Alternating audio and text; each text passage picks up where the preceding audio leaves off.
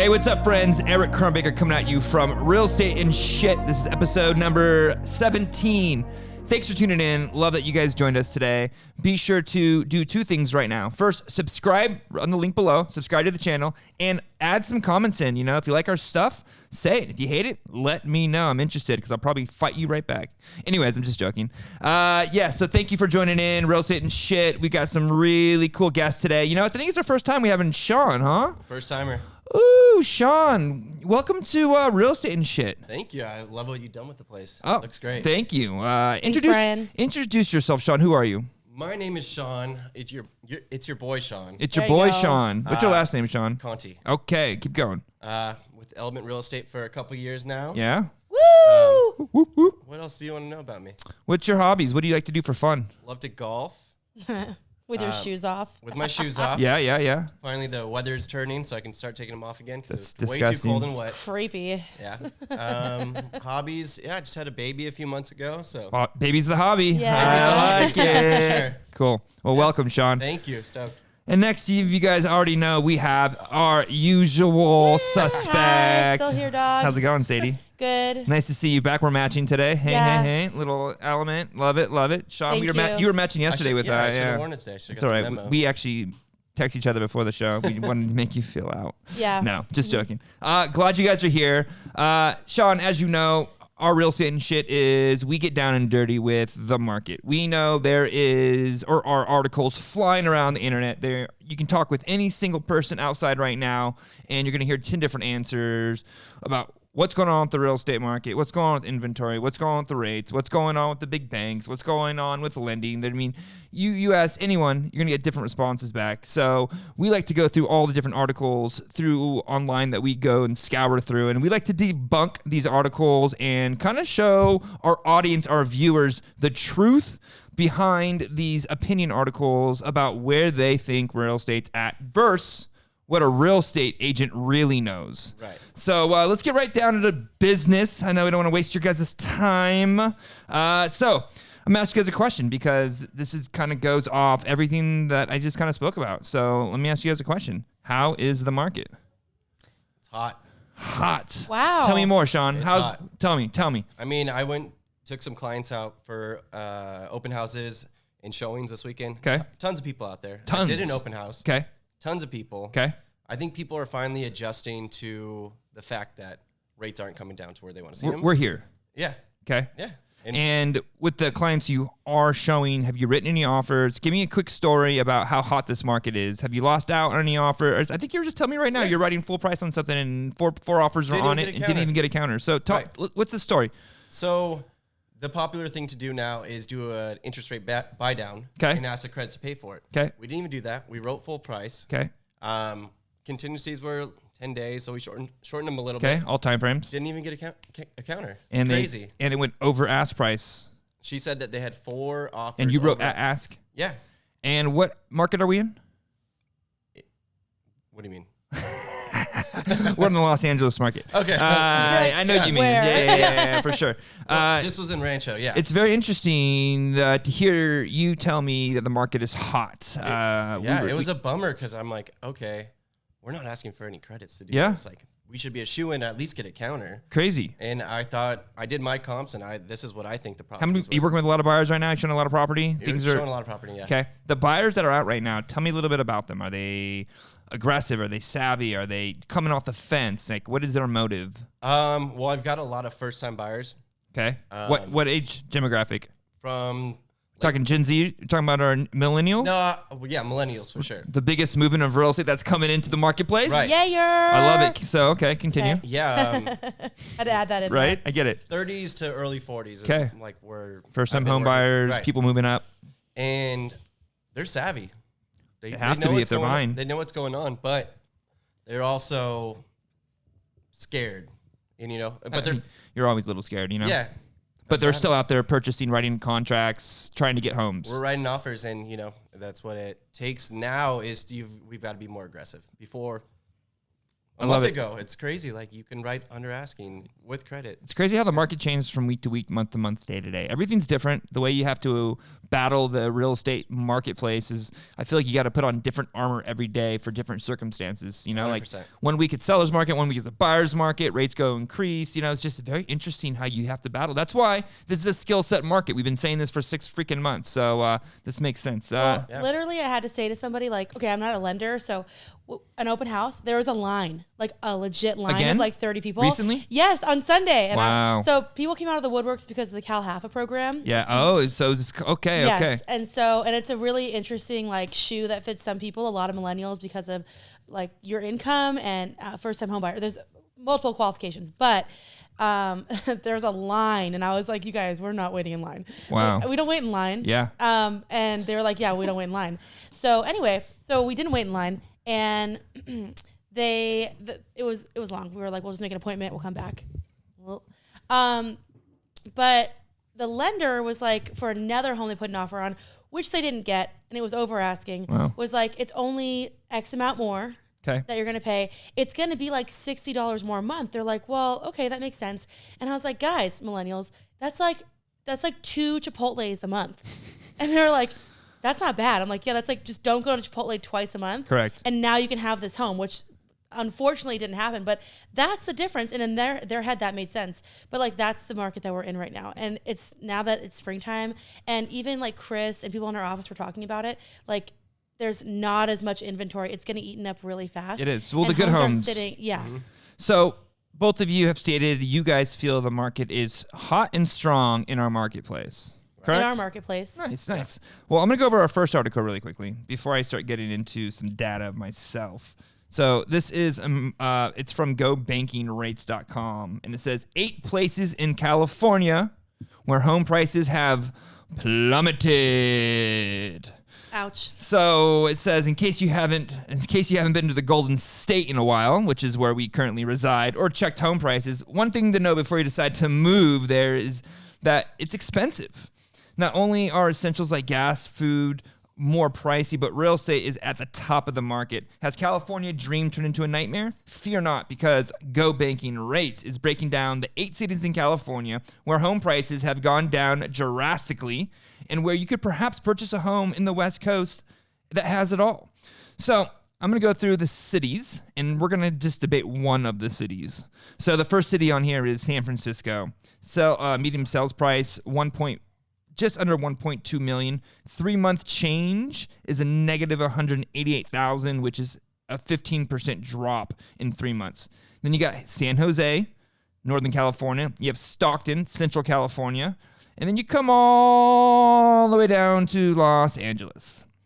All right, September, median price of a home in Los Angeles, $901,000, okay? Here's where the catch comes in, according to their data. 3 months change, a 3-month change in Los Angeles is negative $63,000, okay? With the price percentage being cut by 7%. So in 3 months, home prices have dramatically plummeted 7% in Los Angeles, from 900,000 and down 63,000.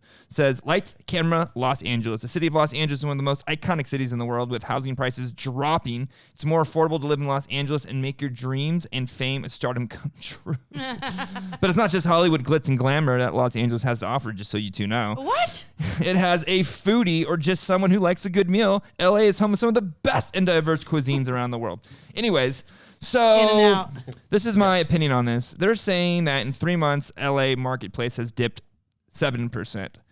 You know what? I don't know where they get the data from. All I know is this. The market in Los Angeles is hot. It is very hot. But I'm going to say this right now. Who you ask how the market is really does matter. And the reason I say that is because in Los Angeles, actually, in the United States, and I know you guys have heard me say this statistic before, but I'm just going to kind of reiterate it for this video. But in 2021, there were 6 million homes sold. In 2022, 5 million homes are sold. Obviously, this year there were less. There's a deceleration. So there obviously is a decrease of homes being sold, which I think has a lot to do with inventory and rates that caused this. Well, with that being said, in Los Angeles and Orange County. 35% did more deals this year than they did last year. 30% did the exact same, and 27% did less. So when I read an article like this, I feel like I'm talking to the bottom half of the people who did bad in real estate, because the people who are doing a lot and did more than last year, they're not going to say prices are dipping, prices are declining, because I guarantee they're not facing declining prices. They're battling with multiple buyers who are writing over asking because they're against other competitors who are out there in the market. They're representing sellers, which aren't a lot of them. And the sellers, in my opinion, being low inventory, are able to dictate the price that they want because there is an influx of buyers still trying to buy these homes, especially with the millennials coming too. Yeah. So I don't see where price can be declining. I don't either. So when I see these articles, I love to read them because this is what scares our viewers. This is what scares our community, because they see this and they're like, let's wait and see. Let's time the market. Well, I anticipate that 3-month number changing in 3 months. It's going to be up 7%. If that's saying that we're down 7% over the last 3 months, just seeing the change in the market, or with my buyers and my experience, my perspective, that's going to change. Okay. 100%. Tell me why. There's people out there again. Yeah, so true. And yeah, I think we all just kind of come to the realization now is the time. And with a good realtor, they're coaching you, saying, hey, beat the competition. And it's probably too late for some people. You know, it's funny on the realtor side. I think right now what's happening in real estate is there are becoming two types of real estate agents that are going to be coming out of this recession. And I think I heard Byron talk about it. And I was already thinking about it prior to me listening to his little segment. But I've always thought this, you know, getting out of this, there's going to be two people: paid door knockers, paid door openers, people who are salaried. And then they're going to be the experienced agent, the skill set agent. And there'll be nothing in the middle. Because the way there's commission compression coming through, we're going to talk about this article that is now just a class action lawsuit about commissions in the United States. Oof. There are a lot of changes that are happening to real estate, but the difference is people still need a professional to guide them through. You know, you just said the market's shifting on a daily, weekly basis. There are still homes being sold, but who are they being sold with? They're being sold with the best. The best is working with the best right now. And that's what I've noticed. The top agents in the marketplace are taking all the inventory, and they're working with the other best agents who have all the buyers because they're skill set and they know what they're working with, and the buyers trust them, and they're working together. What's happening is this bottom pile is just being washed out right now, which is why our office is super, super busy, because we host the top 1% in our marketplace. So they have the listings. We have the listings. And then we have some of the best buyers agents in here who are grinding every single day. They have the buyers. So it's creating this synergy and momentum in our office, which why you ask me how the market's going, I'm going to tell you the market is lights out right now. It's just the way it is. If there was more inventory on the market, things change a little bit, but there's not. There's an influx of buyers. There's little inventory. Rates are where they're at. And people are now coming to the understanding we are where we're at. So what is next for us? And that is usually purchasing a home, upgrading, downgrading, whatever it may be, moving out. What do you have any thoughts on this? Awesome. On where the market is, on how their sentiment toward it. Yeah. Well, I think the most optimistic people right now, and what I see, is millennials. I think the least optimistic people are people like my parents who are homeowners, because my parents still think that now is not a good time to sell. Okay. And I think it's because of what they see in the news. Correct. I think it's because of the headlines. Correct. And I think it's because of the stuff that they see going on with banks, and what they think is going on with our market. But the buyers that are out there that are seeing lines forming outside the doors, that are seeing houses going for sale and selling really quickly, those are the people that are the most educated, and the ones that are talking to realtors right now are finding out that, crap, things are going really fast, and it's actually a good time to be a seller, just as much as it's a good time to be a buyer. So, I think it's a good time to be in both sides of the market. And I'm actually going to throw this article out there that kind of speaks to what we're talking about. The headline is Gen Zers see green homes in their searches. It says RE/MAX study. And it says, amid the economic landscape in flux, home buyers and home sellers continue to want expert advice from real estate agents while looking to prepare for the future. According to the news report released Tuesday from RE/MAX, the U.S. Future of Real Estate in 2023 report found that as interest rates changed significantly through the lows of 2021, and the market entered a transitory period going through 2023, buyers and sellers became focused on 6 key themes: getting help to understand home buying and selling, getting human-centered support from agents, compromising for more stable living condition, buying self-sustained homes, seeking out community hubs, having curated spaces for work and play. Says the events of the past few years have made home buyers more deliberate about what a home should offer them. RE/MAX president, CEO Nick Bailey said in a statement, "A home purchase is one of the largest transactions a person will ever make in their lifetime, so it's important for them to have a clear understanding about why they're seeking to get in a home. Research like this can help a real estate professional guide them through the research." And it kind of talks about the guidance and the education. But it says, meanwhile, 54% of Americans believe in trust and familiarity have become important factors in the last 12 months when choosing a real estate agent. At a more granular level, 64% of U.S. millennials believe an agent's ethical credentials have become more important in the last 12 months. So what I'm seeing is 2 things happening in our marketplace. I'm going to switch topics right now. I feel like there is kind of an exodus happening in real estate. People are going into 3 different categories right now.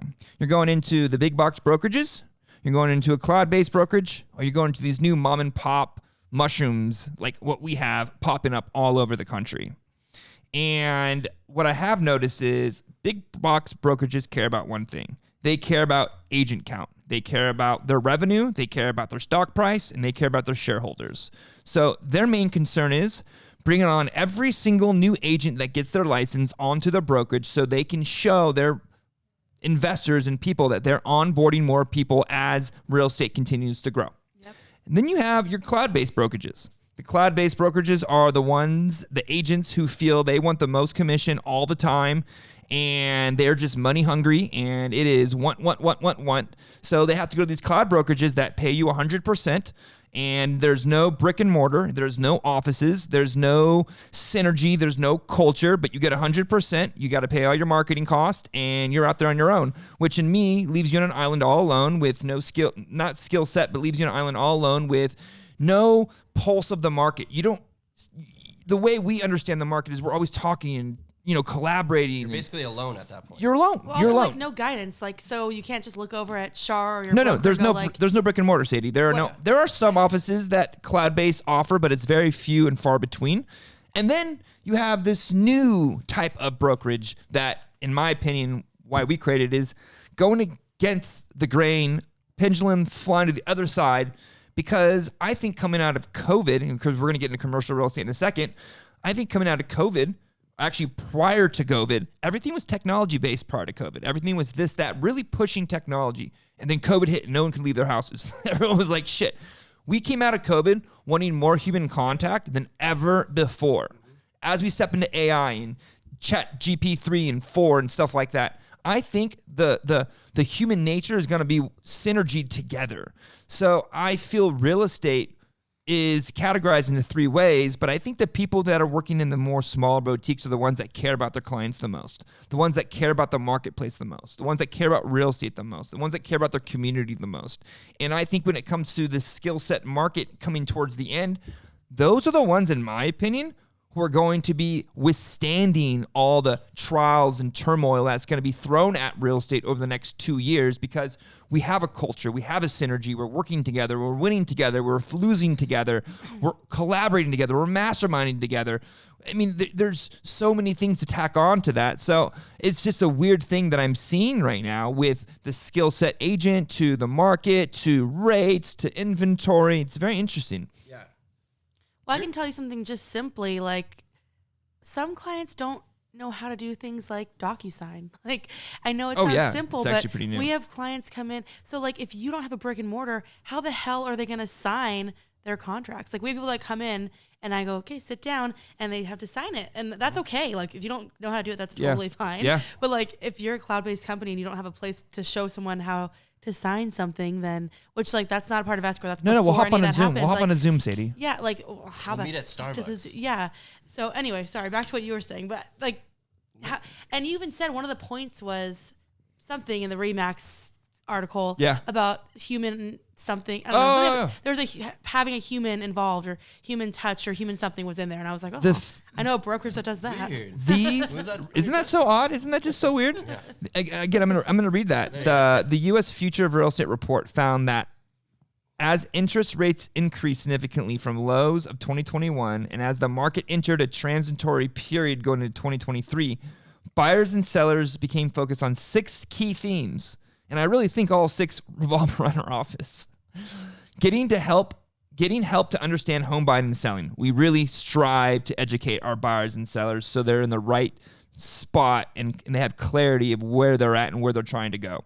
Getting human-centered support from agents. Well, shit. I mean, you can't beat our human support system more than anything, all the way down to escrow, transaction coordinators, compliance, operations, ownership, agents. I mean, it goes down the line all the way down to marketing. Compromising for more stable living situation. Everybody, I've been preaching this for a while. You have. I mean, my boy Sean, Your boy Sean out here in Claremont. You know, when the market was going crazy, people still thought they were going to get what they wanted at the price that they wanted. Yeah. And that wasn't happening. I'm like, okay, yeah, you were approved for $800,000, whatever it is, right? That $800,000 is really coming off then a $700,000 home because you had a right over list price. You know Correct. what I mean? And now I'm like, if it checks 7 of your 10 boxes, that might be where it's You're never going to get all 10 out of 10 checks. You're not. And I think that's one thing I learned really early in real estate as a buyer, that you're never going to find exactly what you want. You find something close enough. Right. And you make that what you want. And I'm working with a lot of first-time home buyers, millennials. That's not going to be the house they live in the next 5 years. Correct. Yeah, it's a stepping gain stone. the equity and move on. Yeah. Like you're not going to get old and gray in there. Totally. You're not. And people need to realize they're not going to live in their home forever. Right. Just 10 years. We need you there for 10 years so you can gain the good equity to resell it again, so it works out for your benefit. What was the next one you're going to? Because you were reading the 6. I would get the last 2 were seeking out community hubs. I don't really know what seeking out community hubs means. Me neither. The Chamber of Commerce. That's, I don't know, that could be one. And last, I think it says our office. No, it doesn't. But it says having curated spaces for work and play. So I have 2 really popular requests from potential buyers. Okay. Solar panels. Okay. And office space. I mean, an extra room for an office. Oh, because yeah, in most their people, house. or not most people, but a lot of people are still working from Their home. home. Yeah. Okay. So It's funny. I'm going to ask you a question now that you just mentioned, because I'm going to segue really quickly into this. So you mentioned a lot of people are still working from home, so having that office space is important. So let me ask you this: Do I have it? I thought I posted the article in here. No, I don't actually have the article in here, but I can kind of talk about the essence. So they're saying commercial is still in a very dire situation right now, not like residential real estate, because there's still a lot of commercial buildings everywhere. And commercial they had an exodus during COVID where they let everyone work from home, and offices were shut down because they no longer needed to rent the spaces. Now that things are shifting, these banks who have these loans and leases for all these commercials are still starting to come due, and people are trying to fill these spaces, and they're really trying to get people into, lease, own, whatever it may be for commercial, and that is not being filled right now. So they're looking at commercial, in my opinion, as maybe a weak point in the real estate industry. And my question is, do you think that you're going to see more people going back to work over the next year, or do you think commercial really does have something serious up ahead? They're going back to work. They're going back to work for sure. I know that. I know it. Because TikTok, Okay. let's forget all the other shit. She's a TikTok Forget all the other girl. shit. Oh, God. No, my sister works for TikTok, and they're getting forced to go back. Yeah. Okay. I've been hearing that a lot from a lot of different. They've been integrating them back. So it was like a few months ago. Last quarter, it was 1 day. Now it's 2 days. And now everyone's getting forced to move back. Who doesn't live in LA has to go back to LA. And I'm like, if a company that big is making their employees go back, then everyone's going to start going back to work, because they have to pay for these huge office spaces. It doesn't make sense That they to let sign them 30-year deals for. All right. I'm going to cut us all off really quickly. How fucking sad is it that we're even having this conversation? What's wrong with people? Go back to work. Oh, I know. It's so fucking annoying. It bothers we're me in 2023. COVID ended a long time ago. I know. We've been in our office, I swear, since the second day COVID started. Like, we've never stopped coming in our office. We've all been fine. Yeah. You know, I understand the whole seriousness about it, but at what point are people going to realize working from home is not working out for them? It's not fair. When I have to see sorry, Emma. When I have to see my sister and her friends, like at Orange Theory at 1:00 in the afternoon, and then she's like making a video, like, look at me making my turkey meatballs at like 9:30. I'm like, screw you guys. Like, go back to work. Like, it really makes me annoyed. They're like going to the coffee shop and like they're on their no. Like, it literally, like, it bothers me. But I like coming. Like, I like being here. I don't feel like I'm going to work. But it still annoys me, like, that they don't have to be at a place. You know, it really irks me. And maybe that's like so American of me, but I don't give a shit. I like that it's American of you, but I think this too, Sadie. What type of environment or workspace are people building that people don't want to be there?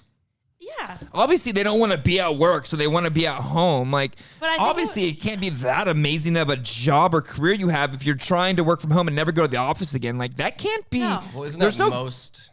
I'd also lose my mind. Yeah, you're right, Sean. You know, you're right. True. A lot of it's boring, but the boring stuff keeps us going. So agreed.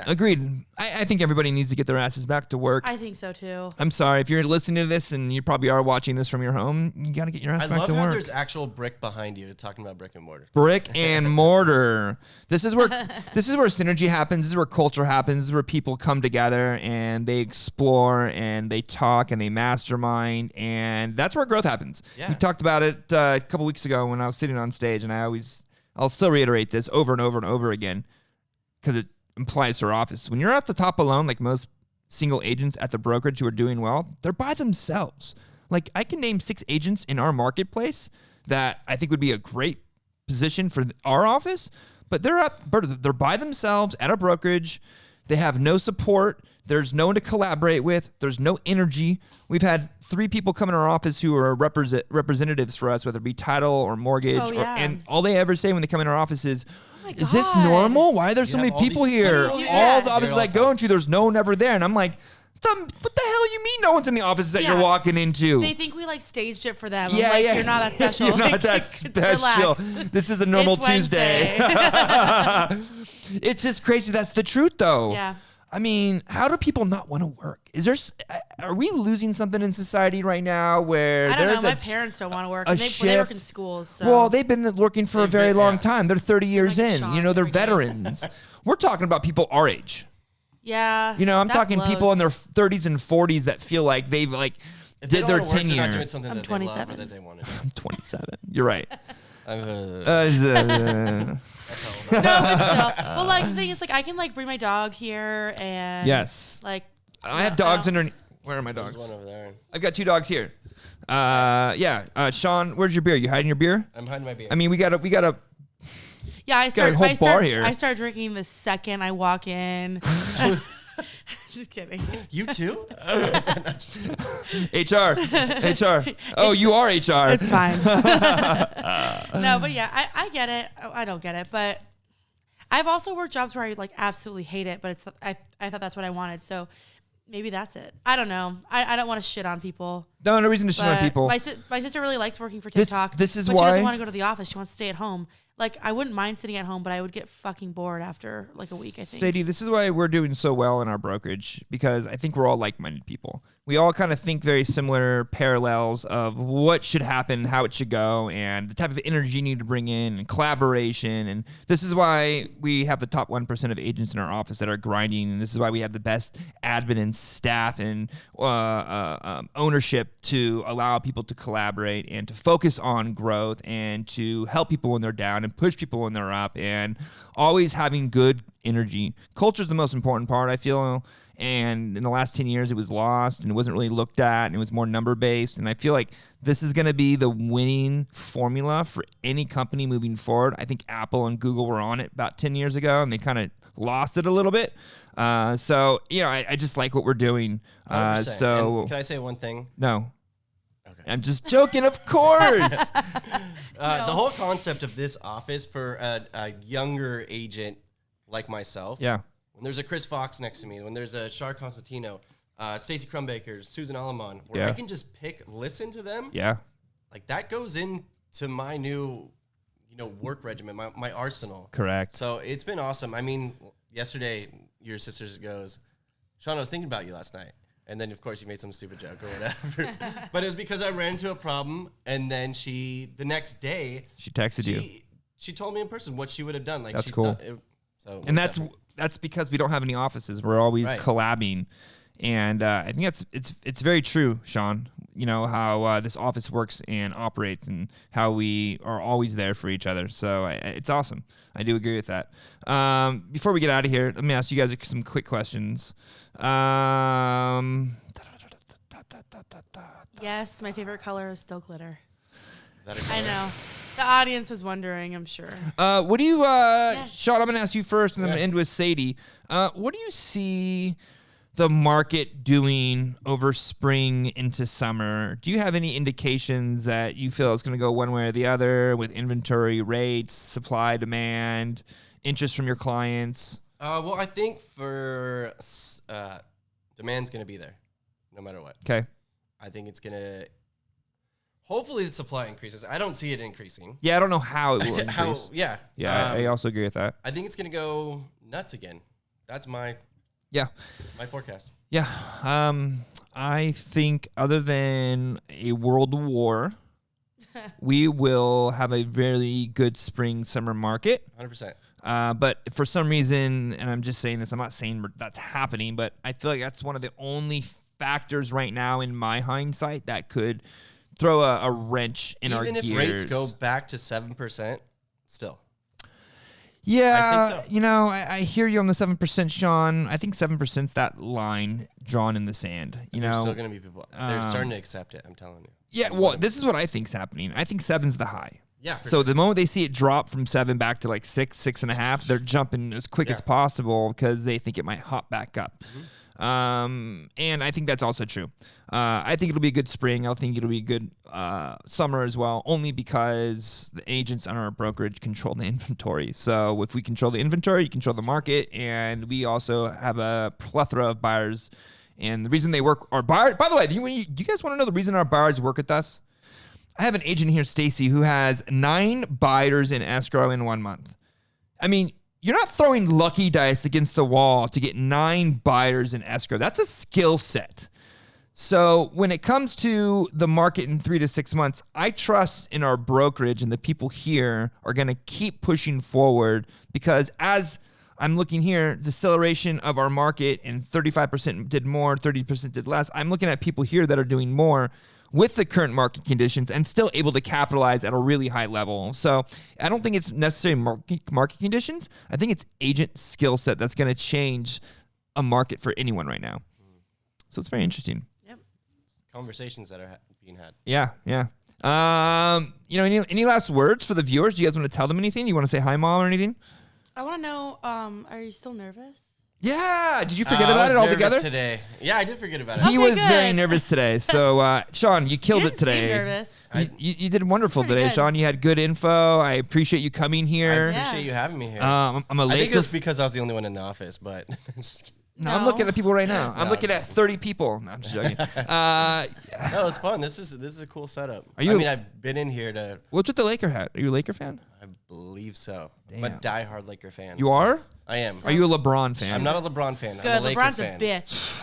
I'm looking right into the camera when I say that. I concur with that. I think anyone that's a Laker fan can concur with that. I don't think a single Laker fan likes LeBron James. All the LeBron James fans still live in Cleveland. That's true. Yeah, I hate LeBron, but I love the Lakers, and I'll root for them even if they got.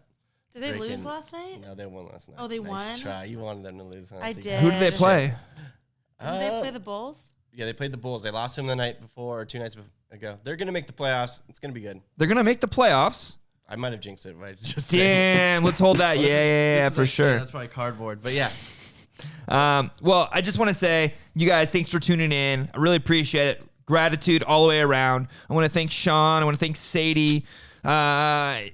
Please tune in. Please subscribe. Leave some comments below. Anything that you think we need to cover for the next, please put that below as well. Again, thanks for tuning in to Real Estate and Shit, episode number 17. And we're going to see you guys all next week.